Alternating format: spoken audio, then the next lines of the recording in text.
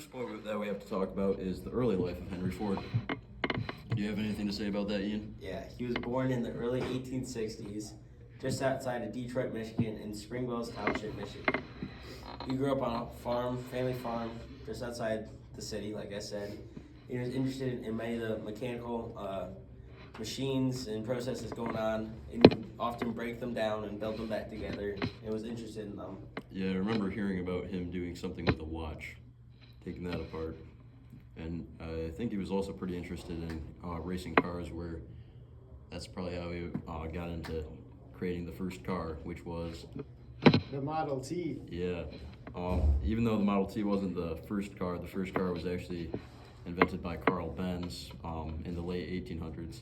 Henry Ford is often associated with the creation of the vehicle. Because that was the first vehicle that was affordable and the average person could buy and use for their family. Yeah. And Henry Ford wanted to make sure that people could buy the car.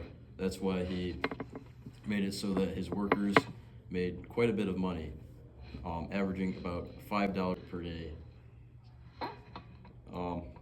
And he also made sure that they would only have to work 8 hours per day, which created the 8-hour workday, which is now prevalent in America.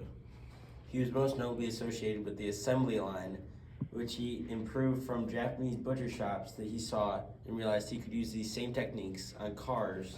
Instead of having one person do the whole entire car, you have one person create the brake lines, create the engine, and combine it all together. And it made it much more cheaper for the average person to buy a car. Yeah, and that's why Model T could be produced in 24 seconds on the assembly line, and he only made them in black. Do you guys have anything else about the Model T? That was a great invention, great Cool thing. car, yeah. Most important car, some would say. I would say. So, more about the Model T? Yeah, over 15 million Model Ts were sold between 1908 and 1927. And at their top speed on the assembly line, a Model T could be produced every 24 seconds. Yeah. An astounding rate, and for that time and even for today, is insane. Yeah. And I think they were only having factories in Detroit at the time. Am I correct on that? In Detroit, that sounds about right. Okay, yeah.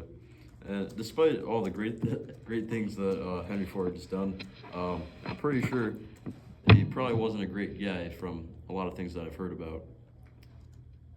Yeah, he was, there wasn't some great things. A close friend recalled a camping trip in 1919 during which Ford lectured a group around the fire. He attributes all evil to Jews or to the Jewish capitalists. The friend wrote in his diary, "The Jews caused the war. The Jews caused the outbreak of thieving and robbery all over the country. The Jews caused the inefficiency of the Navy." Yeah, that's not good. And he was also given an award by the Nazi Party in 1938, which was 1 year before World War II. Not a great look. Yeah, but he did help produce, I think they were some type of plane for America during World War II. So, Yeah, when Ford factories were rebuilt in order to support the aviation, military technology, and all those things to help us in the war effort.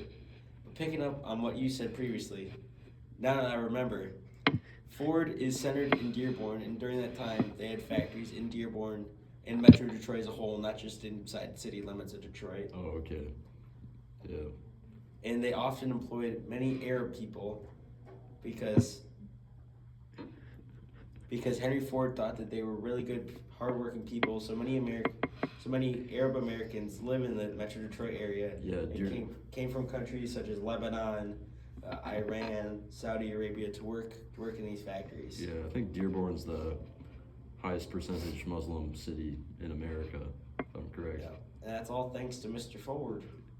Okay. Well, that was a lot of interesting things about Henry Ford, who also didn't have a middle name, which is quite interesting. So we'll get back to you next time. Okay, one more thing is Henry Ford's legacy. And I think he's pretty important today still, especially with the Ford F-150, which is the best-selling vehicle in America right now. Ford is still ran by his descendants. His kids became CEOs, and they created all these cars that we know and use today, such as the Ford F-150, all the F-Series, which is the most popular car in the world, because it's pretty cool. In their success in Europe is all because of his children, the legacy he created. Yeah.